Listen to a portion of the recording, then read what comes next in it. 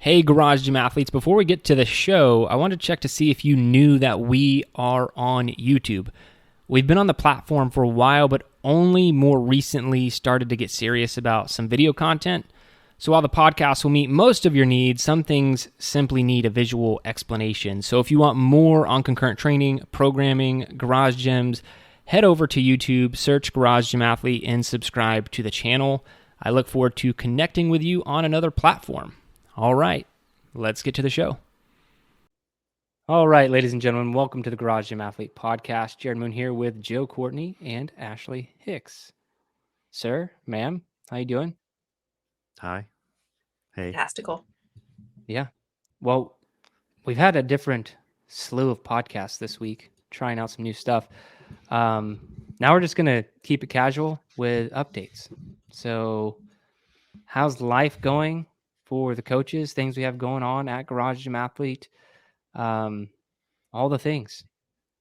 Joe. Like we need casual Friday t-shirts. Sorry. I don't think I'm ready.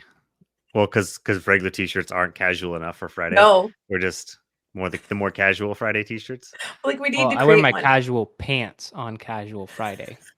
Like backwards hat day. Like it's not business anymore. We're just hanging out. All right, cool. And you can expect more of this in these episodes. That's all you're here for right now. If you're listening to this, Yeah, this is like team meeting level. Yeah, this is why you're here. You decide if you want to be here. It's your choice now. Yeah, updates.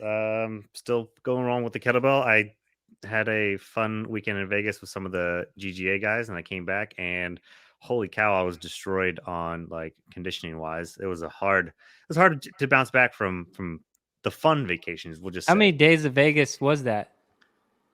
4. My goodness, surprised you. Kind of 3.5. Yeah, it's fine. I've done it before, but whenever you're with a group of fun people, you just kind of compound on each other, and it just gets much kind of wilder. And like, yeah, it's a great time though. No regrets at all. So yeah, training wise, that's all fine. I finally went for trying to get some sprint running in, and I messaged you guys yesterday that I almost got to zone 5, which like happens once in a blue moon. It's incredible. I was one. Incredible. If I looked at my watch, and obviously I was trying hard, so I wasn't looking at my heart rate. But if I saw it, I might have I don't know if I would have tried harder just to get there, just to show that I got to the zone 5, because it just never happens. But I was doing running, which is part of the programming anyway. So yeah, that was kind of cool, I guess, to see, because it like just knowing that the effort was there. I've never really get that far. And like it's also kind of funny because we went over the weekend. I finally took our stroller out for a run, which we got a running stroller just for that purpose. You have a kid in it? Yes. No, we just put snacks and water in there. He dropped. You said you took your stroller out for a run. It could have been nice to just do a beta test without the kid in case something goes wrong, but I'm sure somebody else has tested it out. It's a Bob. It was a nice jogging stroller. You're fine. Well, because we got the jogging strollers a while ago, and because we knew we wanted to be able to do that, and like we also take it on like trails because it's nice to have on trails, and it's super durable. It's great.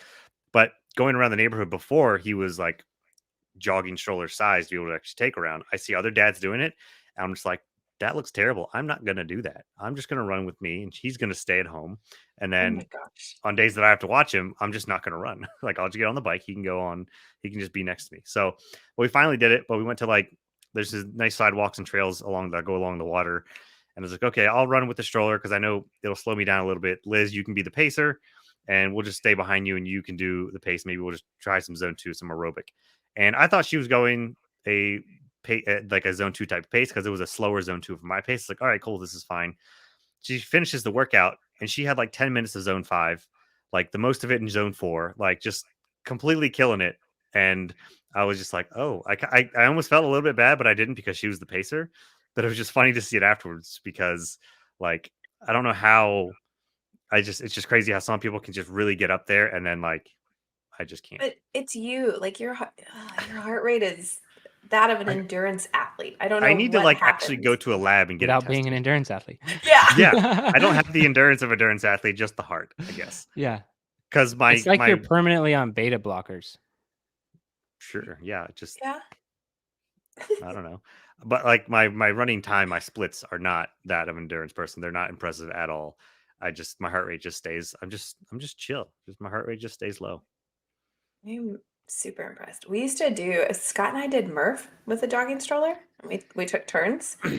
I used to jog with Connor all the time because I don't know. I just couldn't not run. And I like to run.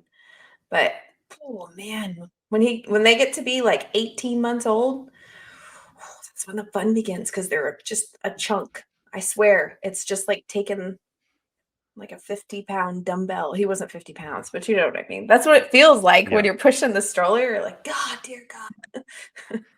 Yeah, I don't know how that's gonna go, especially because we I have did a hills. Murph with a kid and a Bob. I think I still finished in the 40s. Not gonna lie, it was it's a I tough one. didn't finish in the 40s, but definitely within the hour. Did you have to remove the kid during your calisthenics? Or were they just fine? I had to remove him. Because I that's like didn't. an. William was not. No, he was probably like he knew what we were doing. Like it was fun for him. I don't remember how old he was. He may have been like 2 or 3. Mm. But he's like, "Oh, cool! I'm doing a workout with Dad." I'm like, "Well, you're just riding around. I'm doing all the work." But yeah, he Mine was was older, younger. so he was heavy. Yeah. Yeah. Mine was younger and he just watched us and was just like, you know, or do our pull-ups and our calisthenics and yeah. Anyways. For sure. That's all. That's the most exciting thing happening around here. He hasn't been out to the gym much because he's in daycare and we work out at different times. Mm. Yeah. How's life for you, Ashley? I feel like all my updates are just like all these pregnancy symptoms, and I'm so sorry for all the men out there that, Oh, it's because you're pregnant. yeah, But all the men just sign off. Anyways,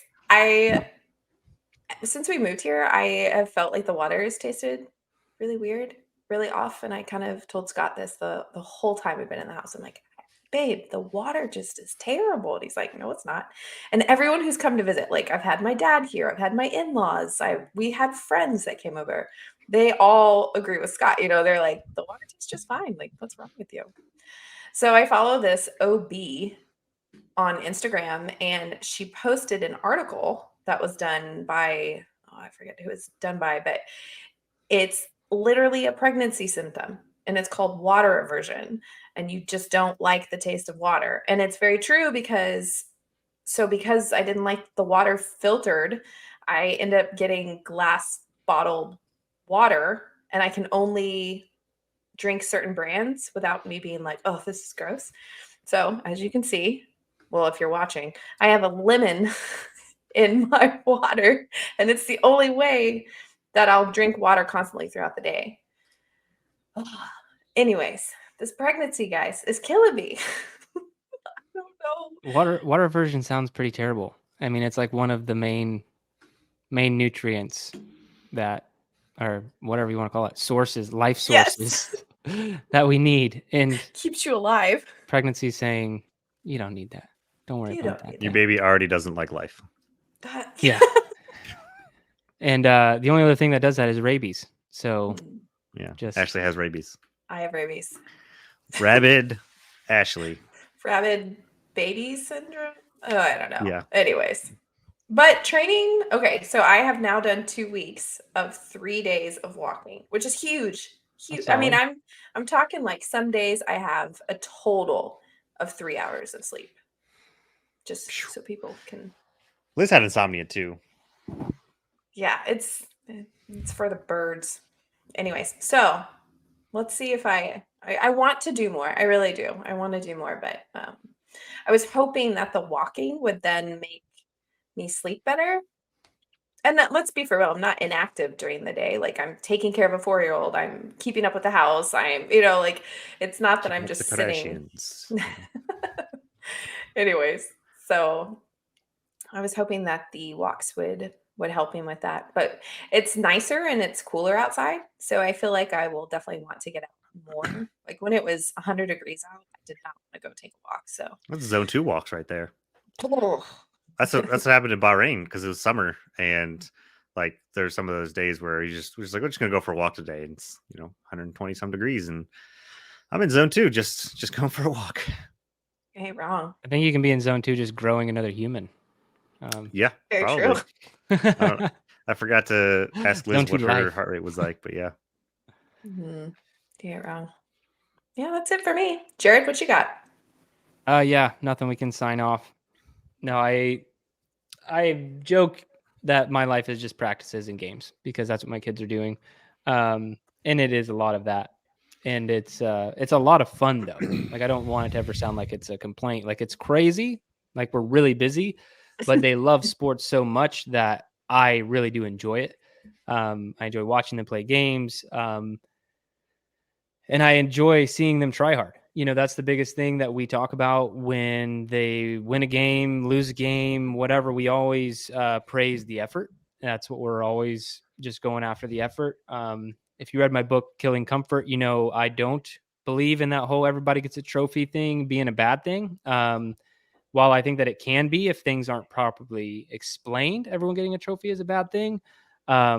Because my pushback is always, oh, are you like, you're, you know, Jeff Bezos level entrepreneur? No. Okay. Well, you're not first place. No trophy for you, loser.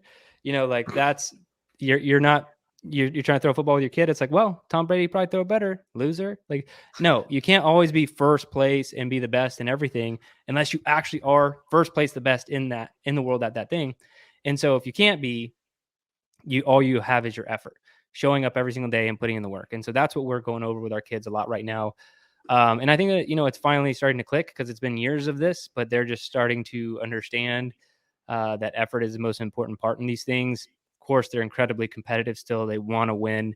And I like to see that side of people as well, because I think that that's really important for humans in general. So that there's been a lot of that, but also we picked up tennis kind of as a family. Emily and I used to play tennis together in college. And then we just haven't played in a long time. Then we started playing pickleball with some friends. And then I was like, yeah, pickleball is fun, but like tennis is a real sport. So I started playing tennis again. Hey, I'm still playing pickleball, but like it just seems like such a joke compared to other racket sports. And whatever. It's like somebody was like, you know what? I love tennis, but I'm just not in shape. So let's just shrink this court and make a ball easier to hit. I've never played pickleball, so I'm just going to throw that out there. And well, it's true. Like the fitness level needed for pickleball is like, I mean, I feel like it was made for the elderly. Yeah, that's why. I mean, that's the majority of the people who are playing. But then there's going to be that subset of people, you know, whatever, 18 to 32, who are just like, oh, I'm going to be the best pickleballer in the world. I think I saw something where Tom Brady like bought into the pickleball league rights or something, like the Major League Pickleball. So it's becoming a bigger thing. But I'm gonna miss that fad. I'm just gonna play occasionally. I'm not trying to be the best at pickleball. But anyway, I'm playing William's 10 years old. I play him in tennis. And I mean, this is his first week in tennis. I don't know why he's naturally good at tennis, but I hit him the ball and I'm just trying. I'm like, you know what? If you and I can get it back and forth over the net, that's going to be a win. And so I'm just like hitting it kind of high. He hits it kind of high. It's kind of like lazy tennis. And then I hit it to him hard, just like ran. I was like, let's just see what happens. And he hits it hard back. And like, I couldn't get it. And I was like, oh, okay. And so then I do that some more. And the harder I play against him, the harder he plays back. And he actually hits it really well.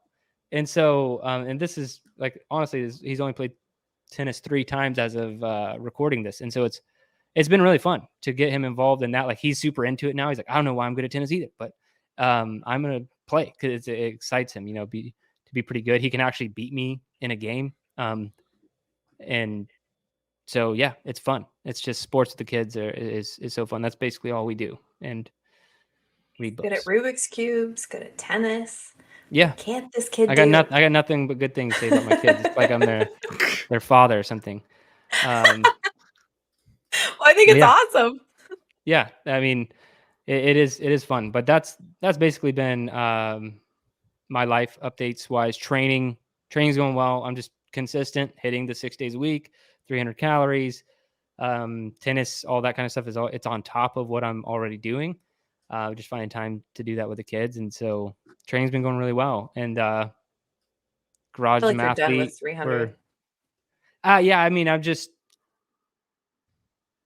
In retrospect, I think I had the consistency thing down to, like, I am consistent in training. Yeah. I don't need a challenge to help me with that. This challenge has put rules on my consistency, which I have not enjoyed the more I've gotten into it, because I think I know what I need more than the challenge knows. Like, if I need a 45-minute yoga only session because I'm feeling like I need that, that's probably what I need, but I can't do that because it won't be 300 calories. We've talked about these things before, but those little annoyances are frustrating. Or if I feel like I just shouldn't train in a day and I want to do 5 in a week, that's okay with how far ahead I am. But if I would have kept that consistency at only 5 a week, I wouldn't have hit 300. Right. So I think it's an amazing consistency challenge for anybody.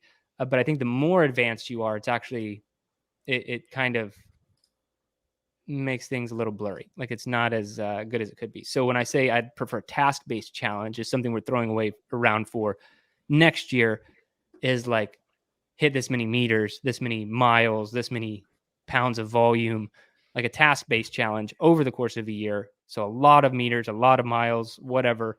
I would be more into that, because then I could finish the challenge faster or slower based off of how I was feeling. I think I would prefer a task-based challenge. And so that's more what I was thinking for the future. I think it's different for if people want or need structure. Like, there's some that just really need that sort of rigidity and structure and outline. And like, even like when we have some programs, people are like, all right, what day do I do this? What day do I do this? And we're just like, well, you can do it on whichever day you want. Right. But some people just need that sort of the rules, the guidelines, the boxes to check.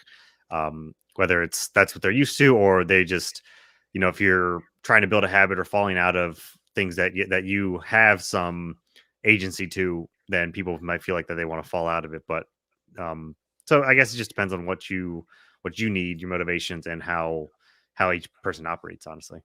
I mean, I do think if you are not more advanced and you're not consistent, a 200 or 300 challenge could be absolutely life-changing. Let's just say a 200 challenge for someone who's like brand new to fitness. I mean, that would just absolutely transform your life. So I'm still like completely behind the idea of it. So anyone who's still doing it, like, keep going. I'm going to finish it out because that's what I do. I try to finish things that I start.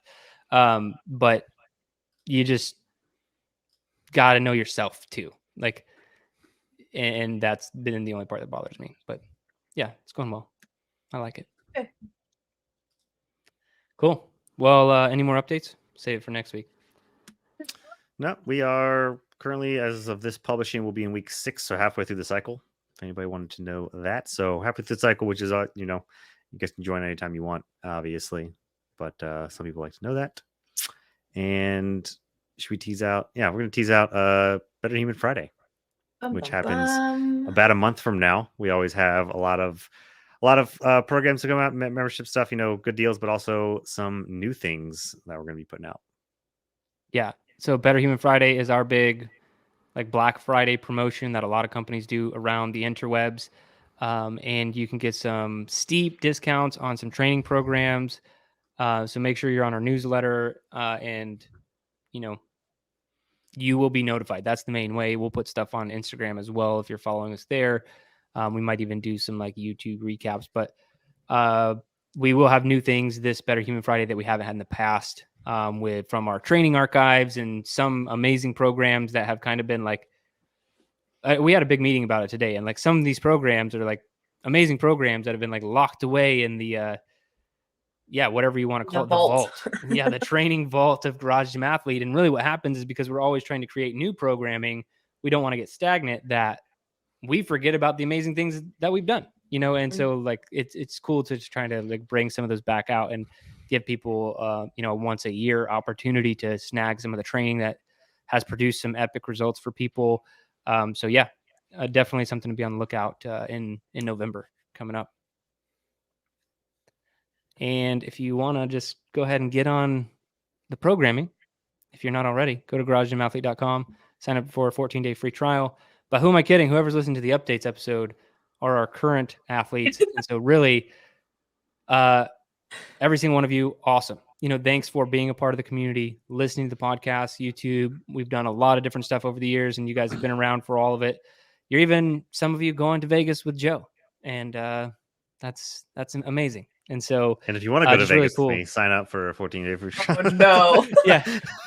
if you want to go to Vegas with Joe, you're 1 14-day free trial away from being able to pay your way to Vegas and have some fun with whatever Joe does in Vegas. But that's it for this one. Remember, if you don't kill comfort, comfort will kill you.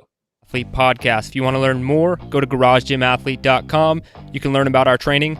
Let us send you a copy of our book, The Garage Gym Athlete, or you can even get featured on the Garage Gym Athlete podcast. Thanks for listening.